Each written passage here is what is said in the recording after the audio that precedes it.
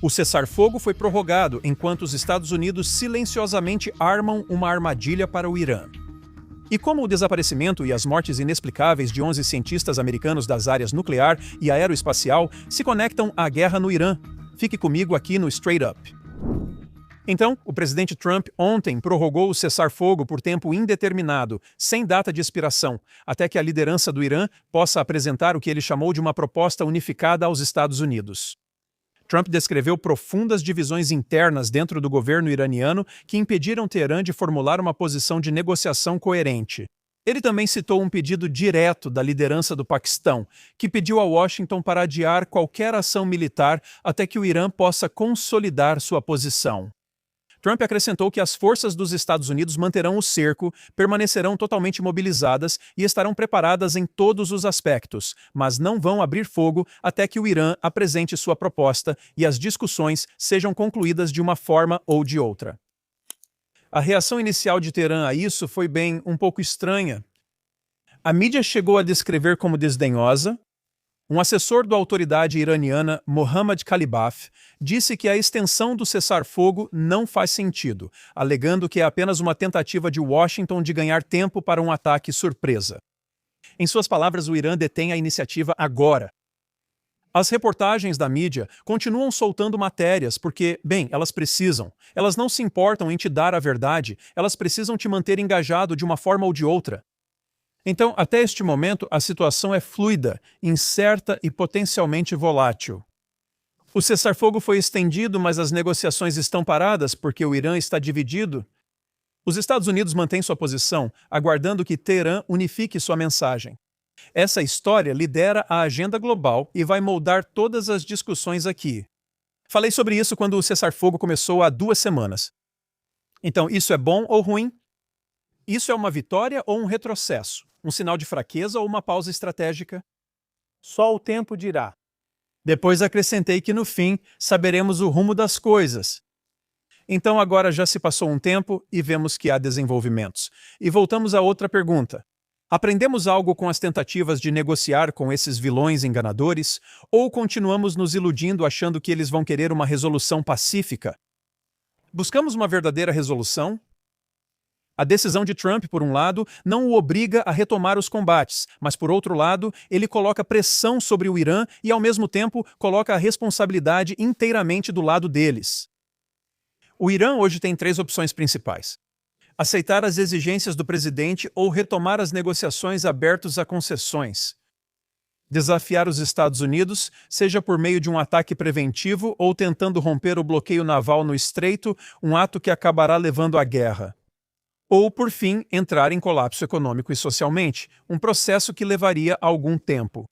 O ponto principal é o seguinte: os Estados Unidos estão aplicando contra o Irã a mesma lógica que o Irã usou por anos, usando uma longa e desgastante guerra de atrito apoiada por pressão econômica. É exatamente isso que Israel foi impedido de fazer em Gaza por causa de considerações humanitárias e relativas aos civis. Os Estados Unidos agora estão aplicando isso diretamente contra o Irã. Isso vai resolver a situação no final das contas? Só o tempo dirá. É um processo de longo prazo que também traz custos para a economia global. Por ora, essa é a estratégia dos Estados Unidos: tentar reverter a doutrina iraniana e usá-la contra o próprio Irã. Essa medida não é só uma extensão do cessar-fogo, mas uma reformulação estratégica de todo o confronto. Ao estender o cessar-fogo indefinidamente, Trump evita ser arrastado para uma guerra imediata que ele não controla nem politicamente, nem diplomaticamente. O cerco, as sanções e a postura militar permanecem em vigor. O Irã sofre pressão dos Estados Unidos sem que eles atirem. Washington pode dizer: estamos esperando. Vocês são os responsáveis, Irã, pois não conseguem se organizar. A bola, portanto, está com o Irã basicamente dizendo: vocês inventaram esse jogo, agora joguem do outro lado. Esse é um movimento clássico de judô estratégico, usando a fraqueza interna do oponente como principal alavanca. A jogada americana, porém, não acontece isoladamente. Ao passarmos de uma confrontação direta para uma guerra econômica prolongada, todos os atores regionais e globais ajustam suas estratégias, principalmente os que atuavam discretamente nos bastidores. Na semana passada, comentei sobre a entrada repentina do Paquistão nas negociações e afirmei que não foi algo aleatório. O Paquistão é um dos aliados mais próximos da China. É um canal perfeito para Pequim atuar discretamente, sem chamar a atenção para si. Na última década, a China investiu centenas de bilhões de dólares no Oriente Médio em concreto, aço, cabos de fibra óptica e tecnologia avançada. Arábia Saudita, Emirados Árabes Unidos, Iraque e Irã agora integram a arquitetura econômica da China. Só a Arábia Saudita fornece cerca de 20% do petróleo e gás da China. Irã, Iraque e Catar respondem pelo restante. E não se limita à energia. Como escreveu, esta semana, Edith Barat, especialista israelense em Oriente Médio, a China investe fortemente em infraestrutura digital, cidades inteligentes, IA e sistemas em nuvem. Não só para ganhar dinheiro, mas deixar uma presença tecnológica duradoura e ser referência para os países da região. Segundo ela, a estratégia de Pequim é brilhante por sua simplicidade. Ela mantém boas relações com a Arábia Saudita, Irã, Emirados Árabes Unidos e Israel. Ela se apresenta como um mediador neutro, evita confrontos diretos. Quando precisa agir discretamente, recorre a parceiros como o Paquistão para o trabalho pesado. Ao mesmo tempo, a China aproveitou a presença americana reduzida na região para aprofundar sua influência, mas sem tentar substituir os Estados Unidos militarmente. Pequim quer estabilidade, energia sem interrupções e uma presença global mais ampla. Esse é o jogo. Veja como a China constrói seu império. Isso, segundo Edith Bar, leva à questão que Israel precisa enfrentar. Qual é o nosso lugar nesse novo mapa? Devemos aceitar investimentos chineses em infraestrutura, portos, ferrovias e tecnologia ou questionar que tipo de dependência estamos criando em relação a uma superpotência oriental em ascensão? À medida que o Oriente Médio muda e a China amplia sua influência, Israel precisará decidir não só quem serão seus aliados, mas também quem deixará entrar em seus alicerces. Então, de certa forma, tudo isso faz parte da Guerra Mundial do século XXI. Ela está sendo travada nos moldes atuais, diferente das guerras mundiais do século XX. Ela já vem sendo travada há algum tempo. Existe uma diferença importante entre a situação que Israel enfrenta na guerra com o Irã e a situação com os inimigos em nossas fronteiras imediatas, em Gaza e no Líbano. Com o Irã, o objetivo de Israel era desmantelar capacidades que representavam uma ameaça existencial para nós. O Irã buscava ambições regionais e globais, incluindo cooperação estratégica com China e Rússia. Essas ambições e parcerias também ameaçavam os interesses dos Estados Unidos, por isso, eles tinham seus próprios motivos para agir. A necessidade americana era parecida com a israelense de lidar com ameaças do Hamas e Hezbollah nas fronteiras. As fronteiras de uma superpotência como os Estados Unidos são de fato globais. O Irã era para os Estados Unidos o que o Hamas e o Hezbollah são para Israel, uma força por procuração nas mãos de um adversário. Além do perigo militar que o Irã se tornou, sua cooperação com a China criou o risco de domínio econômico sobre a futura economia global. E é aqui que os Estados Unidos vêm travando uma luta moderna em escala mundial, garantindo superioridade militar e econômica sem serem arrastados para uma guerra física direta com potências globais, especialmente a China. Nesse cenário, os interesses de Israel coincidem com os de seu aliado. Neste momento, os Estados Unidos estão tentando encerrar a situação atual, alcançando seus objetivos que garantem sua vantagem econômica de longo prazo nos principais campos estratégicos do futuro.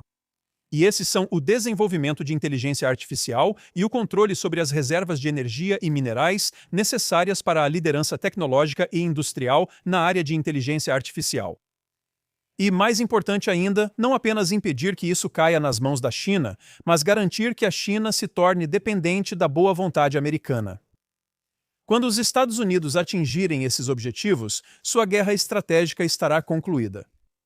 E Israel, na verdade, tem um papel nisso, que é ajudar os Estados Unidos a alcançar esse objetivo, evitando atritos desnecessários que possam dar ao Irã desculpas ou a capacidade de voltar atrás nas concessões ou escapar da pressão que está sendo exercida sobre ele.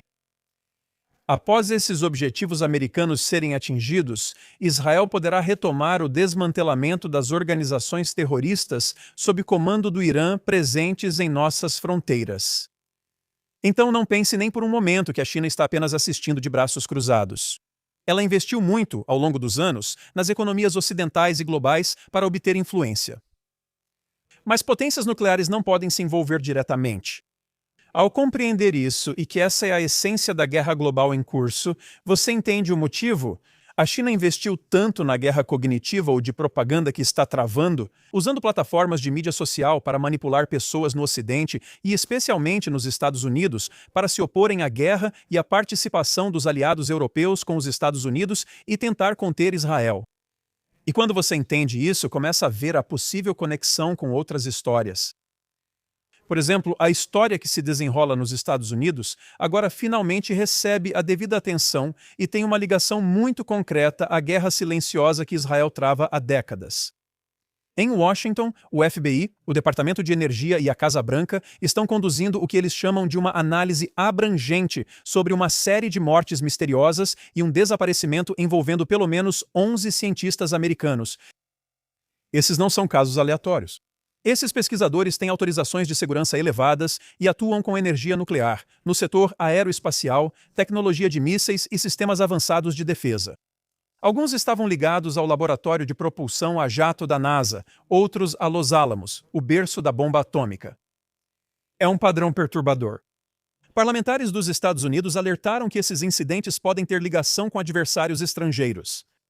Investigadores federais citaram China, Rússia, Irã e Coreia do Norte como possíveis envolvidos, todos com histórico de focar na expertise científica americana. Ex-funcionários do FBI disseram abertamente que serviços de inteligência estrangeiros já sequestraram, chantagearam, torturaram e até mataram cientistas no passado para extrair segredos. Nesses casos, detalhes como cientistas sumindo sem celulares, óculos ou objetos pessoais indicam técnicas conhecidas de espionagem. Agora, por que isso importa para nós?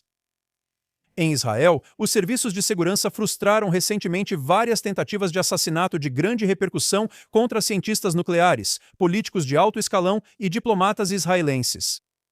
Segundo o Shin Bet, agência de segurança de Israel, houve aumento de 400% nas tentativas de espionagem e recrutamento terrorista lideradas pelo Irã no país. Israel vem travando uma versão dessa guerra há mais de 20 anos bem dentro do Irã. Enquanto o mundo se concentrava em negociações e manchetes, Israel travava uma campanha silenciosa e implacável para retardar, atrapalhar e expor as ambições nucleares do Irã.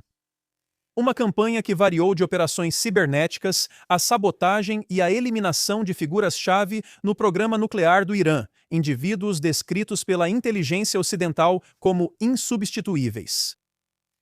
E então veio uma das operações mais ousadas da história da inteligência moderna. Em janeiro de 2018, agentes do Mossad infiltraram-se em um armazém secreto em Teherã. 20 agentes, 7 horas dentro do prédio, vasculhando meia tonelada de documentos nucleares classificados que eles removeram do coração da capital do Irã. 50.000 páginas, 163 CDs. Todo o arquivo do projeto Ahmad, que era o programa secreto de armas nucleares do Irã. Esses documentos provam que o Irã trabalhou na miniaturização de ogivas e em testes nucleares. Quando Israel revelou o arquivo, ajudou a convencer os Estados Unidos de que o Irã enganava o mundo. Ao analisarmos os Estados Unidos hoje, vemos uma versão dessa guerra nas sombras que Israel enfrenta há décadas. Israel percebeu há tempos que discursos e resoluções não impediriam as ambições nucleares do Irã. Elas precisavam ser detidas nas sombras. Os Estados Unidos percebem que os mesmos adversários que Israel vem enfrentando estão dispostos a ir além do Oriente Médio para atingir seus objetivos. Este não é um conflito regional, nunca foi. É uma luta global por tecnologia, inteligência e o equilíbrio de poder do século XXI. Israel está na linha de frente dessa luta há muito tempo. Agora, independentemente de a guerra recomeçar, ela já ocorre há algum tempo com os inimigos dos Estados Unidos agindo nos bastidores. Eles formam alianças, criam fatos globalmente e eliminam discretamente as capacidades dos Estados Unidos, algo que até pouco tempo era visto como coincidência ou teoria da conspiração. E a maior superpotência do mundo, os Estados Unidos, não está mais ficando de braços cruzados. Novo mapa do Oriente Médio está sendo traçado silenciosamente. Segundo a mídia árabe desta semana, o rei da Jordânia assinou um acordo histórico para arrendar o porto de Aqaba aos Emirados Árabes Unidos por 30 anos. Esse é o primeiro passo de um enorme projeto regional, uma ferrovia estratégica que vai ligar os Emirados Árabes Unidos, a Jordânia e Israel até um porto de águas profundas planejado para Gaza. Nos bastidores, este é o momento em que a visão de longo prazo, discutida por líderes israelenses há anos, começa a se concretizar. Um corredor de aço, energia e comércio se estendendo da Índia, passando por Aqaba, controlada pelos Emirados, até a recém-administrada Gaza, sob supervisão americana. E aqui está o ponto-chave. Nada disso pode acontecer enquanto o Hamas controlar Gaza. Quando o presidente Trump diz que o Hamas será desmantelado, ele fala sério, literalmente. Porque sem isso, todo esse plano regional desmorona. O esboço que está sendo discutido é muito ousado. O desmantelamento completo da infraestrutura terrorista, a soberania transferida para as mãos dos americanos e um novo horizonte para os moradores de Gaza, incluindo apoio financeiro e a opção de cidadania em um terceiro país. Nessa visão, Gaza deixa de ser um ônus para a segurança e se torna o ativo econômico mais valioso da região, o ponto final de um corredor comercial do mais novo porto de águas profundas do mundo. Esta não é a única mudança. Nesta semana, Estados Unidos e Marrocos assinaram um acordo para garantir a segurança do Estreito de Gibraltar por 10 anos, reforçando a arquitetura do comércio global. A história mostra que grandes potências surgem a partir de rotas comerciais. E o que estamos vendo agora é a construção silenciosa de uma nova rota, que pode transformar Israel no ponto central do hemisfério oriental. Quando o capital dos Emirados se encontra com o poder estratégico americano e a inovação israelense, o mapa do Oriente Médio é reescrito. E falando sobre Gaza, mulheres de Gaza denunciaram nesta semana abusos sexuais e extorsão sexual que estão sofrendo pelas mãos do Hamas, segundo reportagem do Daily Mail. Relatam viúvas e mulheres deslocadas exploradas sexualmente, chantageadas por ajuda e silenciadas pelo Hamas, enquanto grupos de direitos humanos alertam que dezenas de milhares podem estar em risco. Testemunhos que estão surgindo de Gaza revelam que terroristas do Hamas estão explorando sexualmente de forma sistemática mulheres palestinas vulneráveis, exigindo sexo em troca de ajuda básica, comida e até abrigo. Os relatos mostram um sistema predatório que mira viúvas, mães deslocadas e mulheres sem provedores masculinos. As vítimas são ameaçadas por agentes do Hamas para que se calem, que afirmam ser o governo local e exigem submissão das mulheres. Isso não é novo. Ativistas políticas estrangeiras de países ocidentais que vieram participar de eventos pró-Palestina em Gaza, Judá e Samaria já relataram repetidas vezes terem sido assediadas sexualmente e até agredidas por homens árabes em áreas controladas pela autoridade palestina. Alguns desses casos envolveram membros da mídia estrangeira, que chegaram ao meu conhecimento quando eu era diretor do escritório de imprensa do governo de Israel. Em todos os casos, as mulheres se recusaram a registrar queixas oficiais ou citar nomes. Pediram que não emitíssemos mais credenciais de imprensa para quem, segundo elas, trabalhava em suas organizações de mídia estrangeiras. Então eu me pergunto quanto tempo os grupos de direitos humanos ou a ONU vão levar até que abordem isso. Será que a próxima flotilha vai tratar disso? Bem, falando da flotilha, que partiu de Barcelona no domingo para mais uma viagem anti-Israel rumo a Gaza, ela também foi abalada por um escândalo sexual depois que um de seus líderes progressistas foi acusado de conduta sexual imprópria com pelo menos 3 voluntários.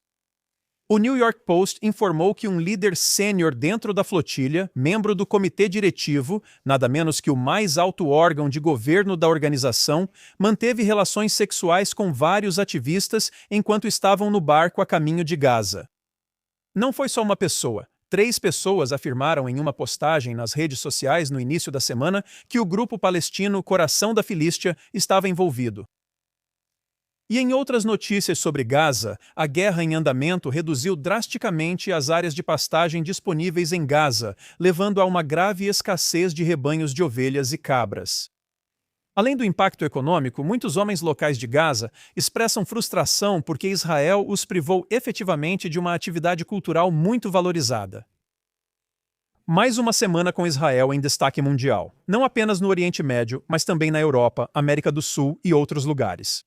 Vamos começar pela Europa. Nos últimos dias, vários governos europeus, incluindo Espanha, França e outros, intensificaram seus esforços para impor novas restrições a Israel.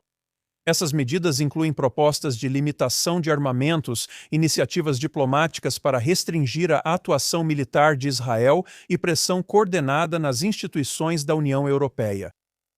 O objetivo é limitar as operações de Israel contra grupos terroristas em suas fronteiras. Mas o efeito prático é claro: impedir que Israel conclua o trabalho e desmantele organizações que nos atacaram repetidamente. E vale notar que esses mesmos governos estão enfrentando seus próprios desafios internos, instabilidade política, dificuldades econômicas e agitação social. Quanto mais alta fica a crítica a Israel, mais turbulência esses governos parecem enfrentar em casa. Enquanto isso, do outro lado do mundo, uma história diferente se desenrola. Israel comemorou seu Dia da Independência esta semana. Entre os acendedores de tochas no Monte Herzl estava o presidente da Argentina, Javier Milei, um chefe de Estado em exercício que viajou pelo mundo para estar no Monte Herzl e homenagear o renascimento do Estado judeu.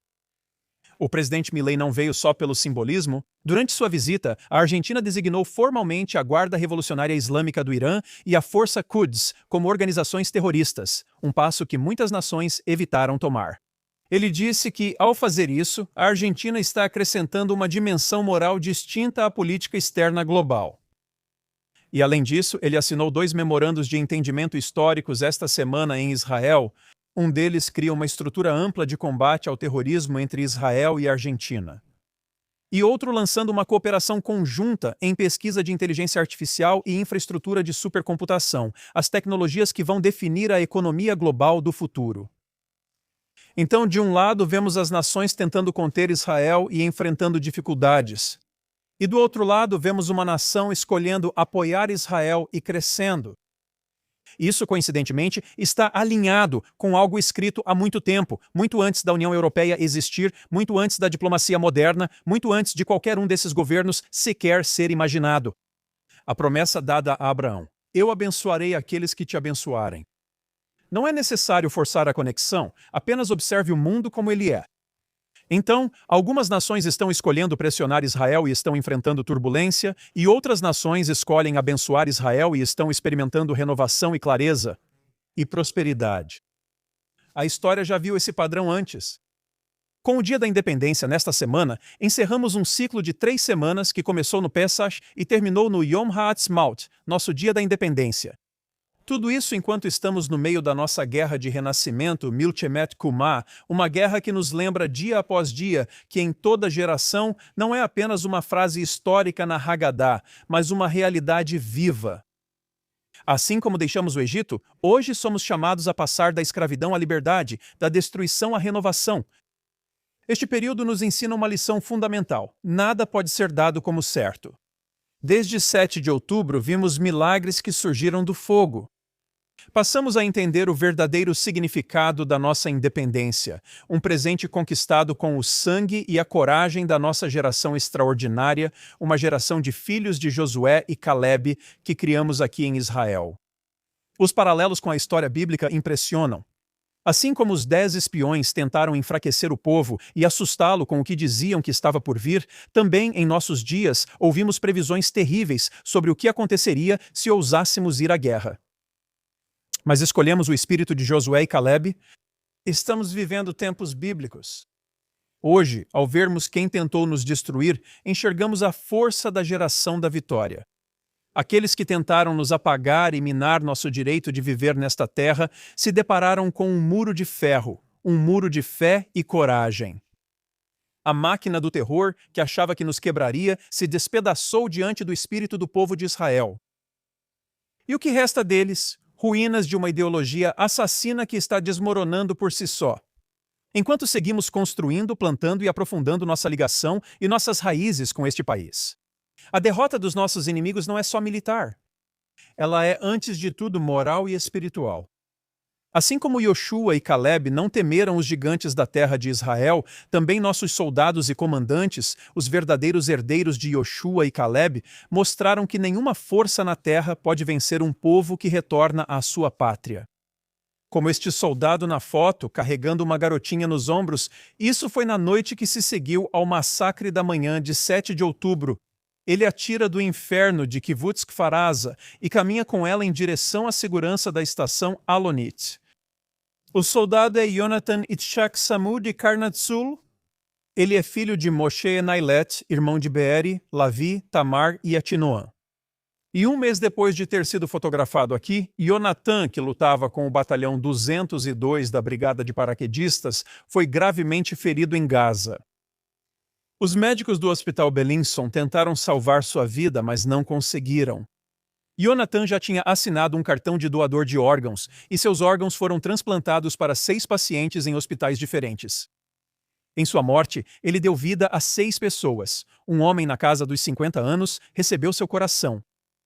Um homem na casa dos 30 anos recebeu os pulmões. Parte do fígado dele foi doada para uma bebê de menos de 1 ano. Um rim foi para um menino de 10 anos e o outro para um homem na casa dos 50 anos, e aqui está a imagem comovente da mãe dele ouvindo o coração transplantado do filho. Jonathan caiu em batalha no norte da faixa de Gaza. Ele tinha 21 anos de idade. Israel é um lar e refúgio para judeus perseguidos mundialmente. Por gerações, rezamos Leshana Babi Rushalaim, no próximo ano em Jerusalém, assim como os judeus da Etiópia. Os pais de Jonathan fizeram aliá. Jonathan nasceu aqui, cresceu aqui e serviu na brigada de paraquedistas. Naquele dia terrível, ele e seus companheiros salvaram crianças judias dos nazistas de nossa época. Ele continuou lutando e caiu na defesa do povo judeu. E mesmo assim, ele continuou dando vida a outros. Encerramos estes dias de independência de cabeça erguida, cientes de que M buscou nos destruir, encontrou seu fim, enquanto nós, em meio à dor e à perda, nos reerguemos, crescemos e prevalecemos. A nação eterna não teme o longo caminho. E esse caminho nos leva à vitória completa, a vitória da luz sobre as trevas, do renascimento sobre a ruína. De fato, como eu disse, estamos vivendo tempos bíblicos, e seu desfecho é o triunfo eterno do povo de Israel.